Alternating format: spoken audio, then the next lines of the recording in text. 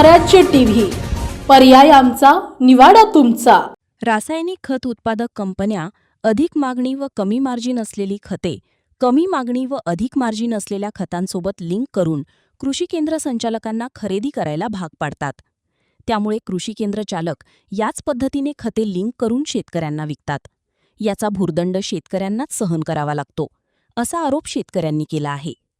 Urea 13,000 metric ton, complex खते 64,000 metric ton, single super phosphate 22,000 metric ton उपलब्ध असून थोडीफार डीएपी खताचा तुटवडा आहे। तसेच खते उत्पादित करणाऱ्या कंपन्या आणि कृषी केंद्र संचालकांनी शासनाच्या आदेशाचे पालन करावे, कुठे अनियमितता आढळून आल्यास कायदेशीर कारवाई केली जाईल, असा इशारा जिल्हा कृषी अधीक्षक संतोष डाबरे यांनी दिला आहे। आज रोजी खताची अडवणूक करून शेतकऱ्याकडून भाव वाढवून घेतला जातो, तरी सरकारने शासन निर्णय प्रत्येक दुकानदाराकडे देऊन शेतकऱ्यापर्यंत पोहोचवला पाहिजेत आणि शेतकऱ्याची अडवणूक थांबली पाहिजे, अशी सरकारला आग्रहाची विनंती आहे। काय भाव आहे? काय भाव दिले?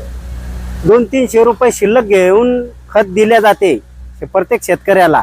लिंक नाहीतर लिंकिंगचं घेऊन जा असे दुकानदार बोलतात। तरी याच्यावर सरकारनं लक्ष द्यायला पाहिजेत आणि तालुका कृषी अधिकाऱ्यांनी पण सर्कल वाईज शेतकऱ्यांना या विषयाबद्दल, भाववाढीबद्दल, बीजाच्या बद्दल मार्गदर्शन करायला पाहिजेत, अशी हात जोडून सरकारला विनंती आहे। खताच्या बाबतीमध्ये जे काही आहे, जिल्ह्याला 1,91,100 हेक्टरचं आवंटन जे आहे ते जिल्ह्याला आपल्याला प्राप्त आहे आणि आज रोजी आपल्याकडे 1,10,000 हेक्टर जे आहे खतं विविध स्वरूपाची उपलब्ध आहे। त्यामध्ये युरियासुद्धा 13,000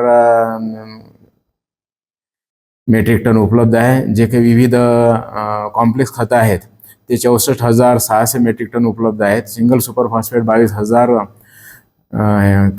मेट्रिक टन उपलब्ध आहेत। त्यामुळे एकंदरीत थोडाफार फक्त डीएपीच्या बाबतीमध्ये जे आहे तो थोडासा आयातीचा विषय असल्यामुळे थोडासा याच्यामध्ये होईल, पण त्या बाबतीत मात्र आम्ही वेगळं नियोजन जे केलेलं आहे त्यामध्ये ट्रिपल सुपर फॉस्फेट जे आहे हे सुद्धा आपण त्या शेतकऱ्यांना याच्यामध्ये उपलब्ध करून देणार आहे। त्यामुळे खतं आणि बियाण्यासंदर्भामध्ये जे आहे कुठल्या याच्यामध्ये अडचण येणार नाही आणि पुरेसे बियाणं आणि खत शेतकऱ्यांसाठी उपलब्ध आहे। खते उपलब्ध असून देखील काही कृषी संचालकांकडून विक्रीची खते देण्यास सांगितले जात असल्याचा आरोप शेतकऱ्यांनी केला। यामध्ये परवाच माननीय सचिव कृषी यांनी एक आदेश पारित केलेला आहे। यामध्ये माझी सर्व खतं विक्रेते आणि तसेच जे काही खतं उत्पादक कंपन्या, विक्री करणाऱ्या कंपन्या आहेत यांना माझी सूचना राहील की आपण जे काही शासनानं आदेश दिलेले आहे या आदेशाचे आपण पालन करावे। यामध्ये कुठं काही अनियमितता, गैरप्रकार आढळल्यास निश्चित याच्यामध्ये कायद्याप्रमाणे जे आहे ते याच्यामध्ये कारवाई केल्या जाईल।